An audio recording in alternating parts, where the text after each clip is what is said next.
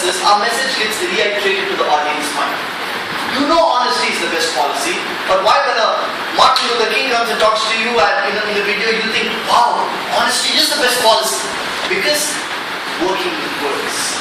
So do you want to reiterate a message in the audience mind? Do you want to make them realize something, or do you want a revelation in them depends on working with words? Maybe now you realize, yes, no table topics, no confidence.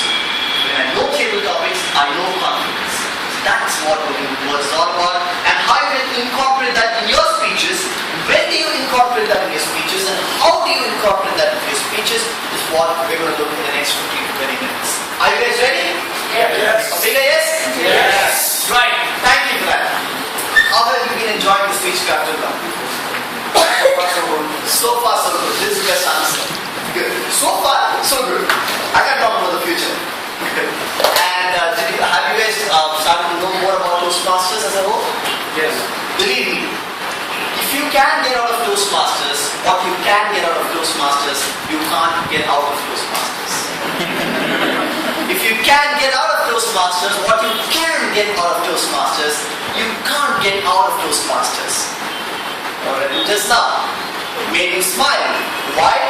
It was just a reiterative message. Toastmasters is good. I'm sure a lot of people have told that on stage in the last couple of weeks. Working with words makes you smile, makes you think, makes you realize, hey, Toastmasters is a great platform. Why? The message is the same. The message is still the routine, normal message. But working with words makes it more exciting for you. Right? So one of you got a table topic today when I just came asking Rajshekar was giving a table topic. One thing I knew I wanted to do but I could not do. Who got the topic? Something like that. Right. So I won't learn until I... Exactly. One thing I wish I knew but I didn't.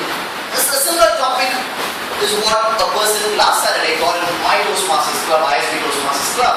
And this person came on stage and said, yes, friends, life starts with wonder and ends with wonder.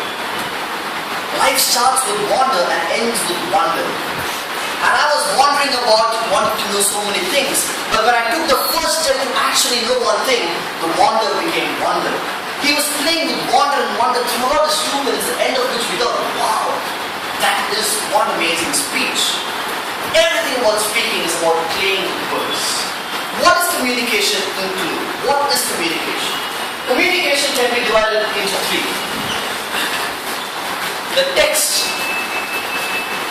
the subtext, and the metatext. Now what is text? Text is the material that you use in your speech. It's the content of your speech. It is the information you're providing to the audience. It is the choice of words that you have. It is the stories, the examples, the anecdotes, the figures of speech that you use.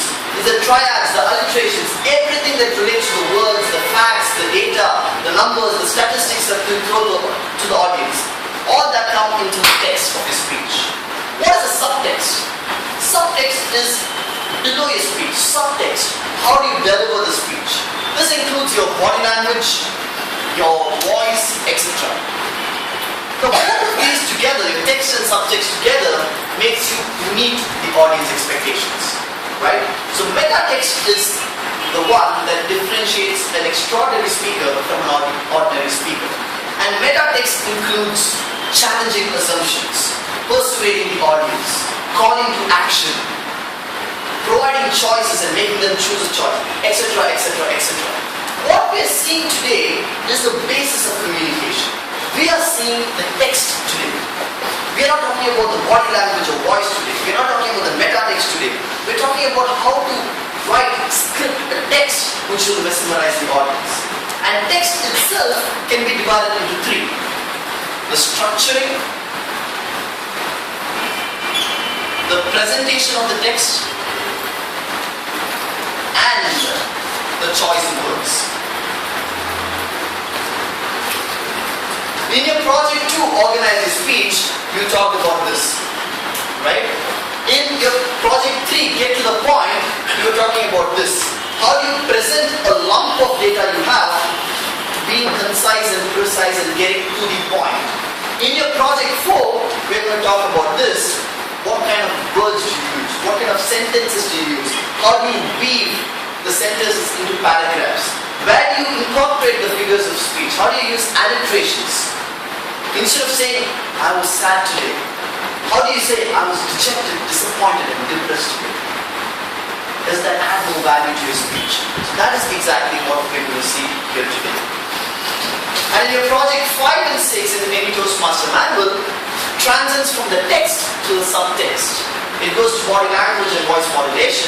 And after project 6 in Toastmasters, you move to the meta text. We talk about project 9 is persuading the audience. Project 10 is inspiring a group of people.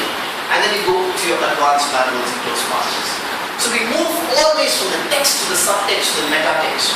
Because at the end of the day, the bottom, the basis of any public speaking is the words that you use. That's what we mesmerize the audience. Words can do anything to the audience. Right from being so powerful as Martin Luther King says, I have a dream that one day little black boys and black girls will hold hands together, which inspires the audience, to a guy who goes late on a date and tells his girl, I'm here now, what are your other 2 wishes? To be so smooth in life, everything requires working with words. It's not just about being on stage and inspiring the audience, it's about building relationships. It's about making the audience think, wow, you are the best speaker. That's what choice of words does. Now what do you do when you want to improve your working with words? First of all, when you prepare a speech, which you have done when you organize a speech and get to the point, I suppose. How many of you have had the chance to deliver a speech in this speech fair? I hope all of you have. You all delivered a speech. Can any of you tell me what was the procedure you used to deliver a speech? From the moment you thought a topic and you scripted, what was the flow of events when you prepared a speech? Yes, go ahead. First of all, I think about the topics that interest me most. Okay. List them down because it's a barrage of ideas. So you try to organize them in a structure. Okay, so you list down many topics. Then I suppose you select a topic. Yes. You select one topic out of it. Yeah, select one topic and then expand on it. Yeah, So I can think on it. Expand. How do you expand? Brainstorming process, just read on So you it. get a lot of collection of data and other things, maybe Google, maybe your own experiences, etc. etc. So you have a lump of data. Okay. How do you make that into speech? I try to organize it into a body. Introduction, body and a So conclusion. you have an introduction, body and conclusion. Okay. But yet to get good at it. No, that's okay, that's okay. This is how you do it as this situation. Right? So you have an intro, body, conclusion, and you deliver it. Now, any one of you, any other way you prepare your speeches? You have something to say? Yeah. Sometimes I actually search for some words that will actually Good words, alright. So you have this, and now you want to garnish it, polish it, you want to decorate it a little bit, so you search for some quotations by famous people, okay? If you don't get any famous people, you do your own line and say it's Peter, something, okay? And but anyway, you get a few quotations, alright? And then, anybody else anything does anything different? A lot of practice goes after this stuff, but so write the speech and the draft. A lot of practice goes to practice it, then there's remodifying the speech at times. How to like What kind of remodification you use? in terms of words, in terms of thought, the way you present it, okay, those kind of things. Can you be a little more specific, like you changed bigger sentences into smaller words, Yes, everything goes in. vice versa. So you kind of read your own speech, maybe deliver it in front of the mirror and see what is good, what is not good, what is too lengthy and what is not. Maybe more impact, right? Anything else? Any of you do something differently? Make it more interesting to add some stories. Add some stories, but you already have prepared your speech. And on second draft, you try to add some stories. Alright.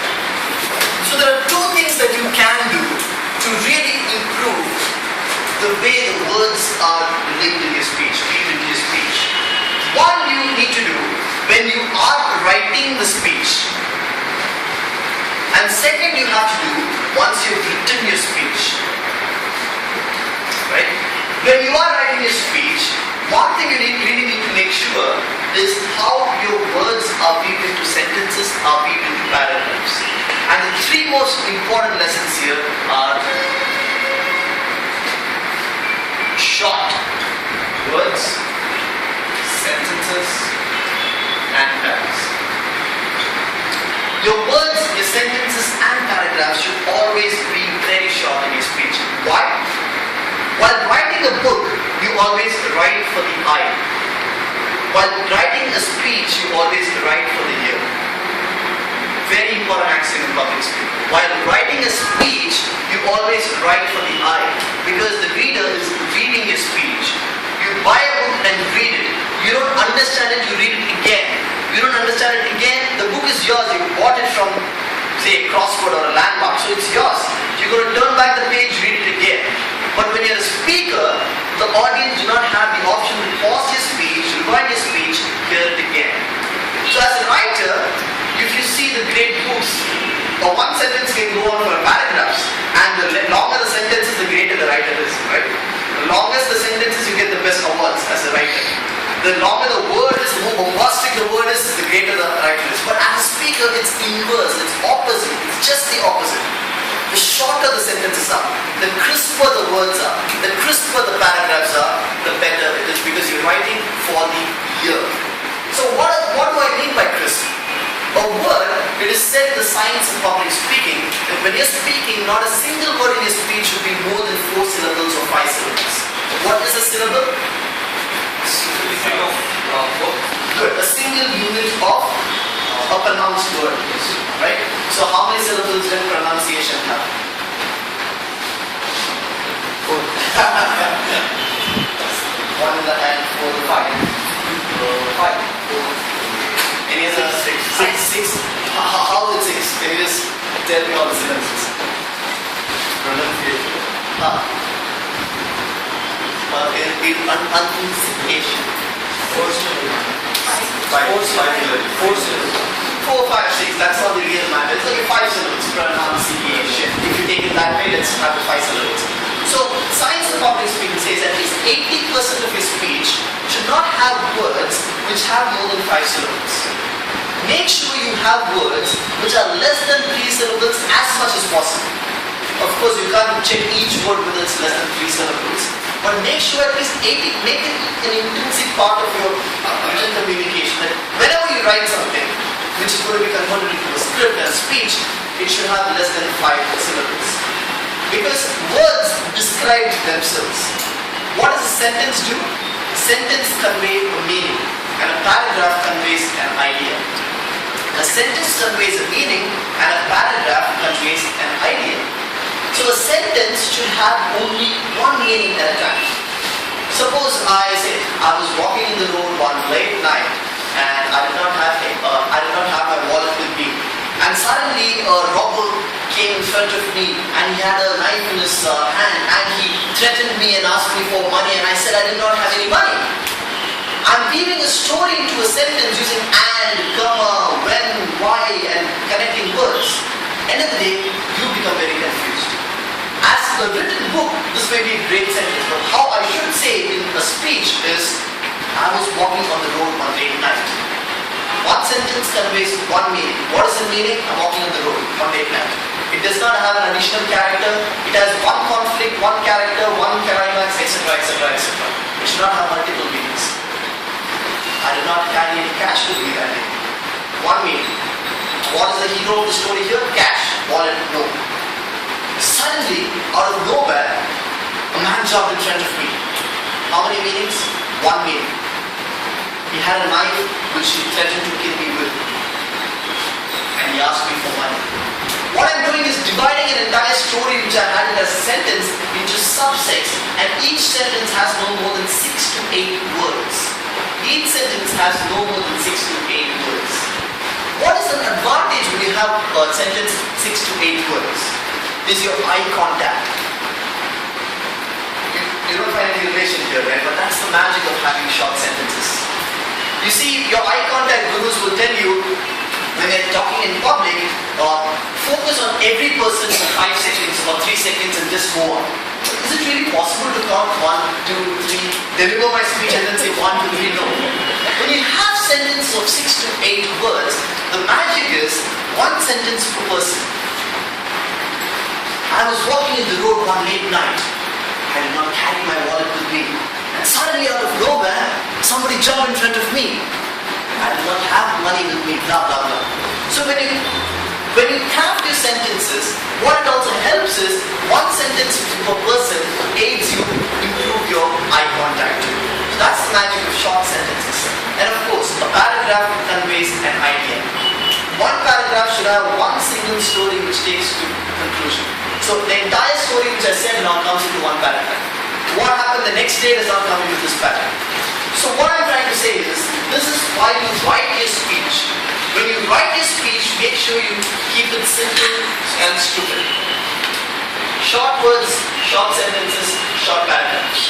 Now we come, after you do this, so now you have a central idea, you have a topic which you have written a speech, you have short paragraphs, of course, your intro, body, conclusion, that's project. You have, even in your body, you have short sentences, short paragraphs, and you will end up with your first draft of your speech. You have your first draft. The mistake that we do normally is, we think this first draft is ready to be delivered on stage. The moment we finish our first draft, we take it and we deliver it in Toastmaster meeting, or we deliver it in a speech program, or we even deliver it in a speech contest. And we blame the judges later that we did not win. It's completely wrong, because this first draft is like the slightly mashed potatoes that you are about to cook. How is it if you give your children those potatoes? Will they even eat it? But what when you garnish these potatoes, make them into these fried potatoes, the golden fried? Anybody would love to consume it, right? It's like a bland, plain tree which nobody will watch, but convert that into a Christmas tree with decoration. Everybody wants to be near it and clicking a photo. And that is your speech like. It's your responsibility to decorate your speech like those potatoes, like the Christmas tree. Make the first bland draft into a presentable form, like the Christmas tree. How do you do that? After you have your first draft, the speech may contain 700 to 750 words if it's a 5-minute speech, or 1,000 words if it's an around an 8 to 9-minute speech. You take your speech in a sheet of paper, and now you need to spot what I call the deco zones.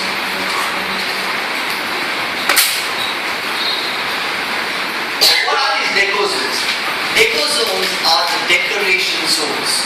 The zones in your speech that have the potential to be decorated with working with words. Right? The problem most of us do is, we have a thesaurus or we have a figures of speech book, and we convert every word into a simile or alliteration. But the point is, only the specific zones in your speech, if decorated, actually creates an impact. When I'm walking in the road without a wallet, how I'm walking is irrelevant to you. When I'm saying I'm walking slowly, how much have I decorated, the impact is not going to get increased. But if I decorate the zone when the robber is jumping in front of me and I'm getting afraid, that creates an impact to you. So where you should decorate the speech and how is more important than what you decorate it to. It doesn't matter if it's a simile or an alliteration or a triad or a comparison or a quotation or an anecdote you use to decorate the speech. But where you decorate the speech is more important. And that's why you really need to know what are the deco zones of your speech. Now what are the deco zones? 3 types of deco zones. Number 1 is the emotion zones. Whenever you read your speech, you should after the first draft don't even go to decoration, because when you go to decoration in your first draft, your thoughts get stifled and you won't pour out your exact feeling about the speech. If you're talking about love, for example, love for your mother as a speech, if you're talking about how to decorate the speech, the real passion of the speech gets cut off. So your first draft should just be pouring out the passion of your speech about the experiences with your mother, how much she sacrificed for you. Don't care about how good the words are, how bad the words are. That's where we have the post-mortem of the speech. And this is where we actually going to decorate the speech. Here all you need to take care of is having crisp and short sentences in your speech. Now what are the emotion zones of your speech? There are always instances in your speech when there is emotions conveyed. It could be happiness, it could be happy, sad, joy, fear, anger, elation, sorrow, pride, wrath, lust, whatever the emotion is that you're trying to convey in your speech. There are so many emotions in different parts of your speech. Spot exactly where the emotions are. Now what was the emotion in the short speech that I gave you. The emotion is not the fact that I was walking in the road. There's no emotion there. I did not decorate it. Chuck it, chuck it, chuck it. What was the emotion? When somebody jumps in front of you, what is the emotion? Fear maybe. I'm afraid. Somebody is jumping. Right? So that is an emotion zone. Maybe I could decorate that place. Maybe that is the place where I need to work with words, which could create an impact on the audience. So I need to really find out what the emotion zones of my speech are, and then try to decorate that. How? We're going to see now. The second place where you can really decorate your speech with words are the climaxes and the anti-climaxes. You see, the best speeches are those which end with an anti-climax, which ends with a very, very different kind of an ending. We talk about, I once heard a speaker talk about a speech where he lost his best friend in a bike accident, or so he thought. Until the end of the speech, he came back home, and his friend was actually sitting in the house, and he was actually able to influence that his friend had made it. Now that was a anti-climax we never knew about. We really thought this guy had lost his friend and he was crying, blah blah blah, and he came back home and there his friend is sitting in front of him. So that is an anti-climax which has to be told with such an impact. Otherwise it's flat, right? And I opened the door and yes, he was sitting. Only you feel that anti-climax. The audience does not feel that with you. The very purpose of working with words is to build a sync between what you feel, to have a sync with what they are going to feel about the speech. So the climaxes and the anti-climaxes are the most important. In a humorous speech in 2009, I was in a division level contest when a speaker said, talked about his friend's wedding where the bride ran away in the last minute. Right? And then finally, it was a prank played by the entire bride's family, and the bride was hiding behind the curtain and she came out. And then he said, like a moon which comes out from behind the clouds, came the bride from behind the curtain. And he was filling this entire speech with so many similes and metaphors that we were imagining a marriage hall where this actually happened. So this is where climax and anti-climax plays a major role. The third part is the twists and turns in your speech. Lack of time, so we're just moving forward. So these are where you spot the echo zones. Now how do you actually decorate your speech?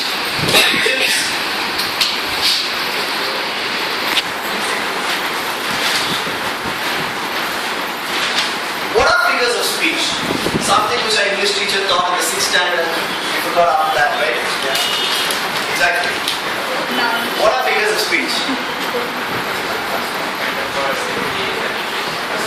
Good. Similes, metaphors, alliterations. What else? We can pronounce only these three, so let's leave the others. Transfer, epithet. Okay. Oxymoron. So what is a simile? You were mentioning a few things. Compare something to another. Like give me an example. You just say that waiting while is right. Give me that example. Like the moon coming out. Alright, good. So simile is where you compare with the light. What is a metaphor? Alright, cool. So in fact, Toastmaster Manual gives a few examples. So for example, if we deny children education, ignorance will grow like a cancer. What is that? Ignorance is a cancer that must be cured. What is that? Exactly. The direct comparison is a metaphor. And but even the same example, see how much value it's adding to the sentence. It cannot be seen too easily, but as an audience when you hear it, if we deny children education, ignorance is going to grow. If we deny children education, ignorance is going to spread like a cancer. What do? Imagine. Right? So figures of speech, let me not dwell into that too much, the red flag is here. Then we push to my last point in my presentation. But you need to go back and really see what these similes, metaphors, alliterations are. I started my session by saying, instead of saying I'm sad, I can say I'm dejected, depressed, and disappointed. What is that? That's a triad. Right? The fact that I lost my arm, the fact that my friend lost his arm when he was a kid was the worst thing in his life. The trouble, the tragedy, the trauma that my friend underwent as a child changed his life forever. The impact, look at the impact we were able to play. The trouble, the tragedy, the trauma illustrative triad that you're using. Alright, so figures of speech, make sure, identify the echo zones, use figures of speech. The last way I'm going to conclude is something which is beyond the scope of the manuals, which you may not get anywhere else, which is something which I have seen great Toastmasters do, and I've tried to imbibe that sometimes in my speeches. There are three ways in which you can really mesmerize the audience by working with words. Number one is open-ended questions. Number two is the technique of imagination. And number three is the technique of transportation. Question, imagination, transportation. What is open-ended questions? Questions that have no right or wrong answer, or fixed answer. Alright. Yes, sir. Do you expect an answer in an open-ended question? Yes, we do expect an answer. Alright. You expect an answer in a rhetorical question? No. Open-ended questions are questions where you just throw open a question instead of a statement. Our speeches contain 700 words with at least 50 statements that we make. Just go back and look at your previous speech that you made even in the speech graph program. I can bet that you had at least 15 statements in your speech. By statements, I mean your opinions. It is a hot day today. This is a statement.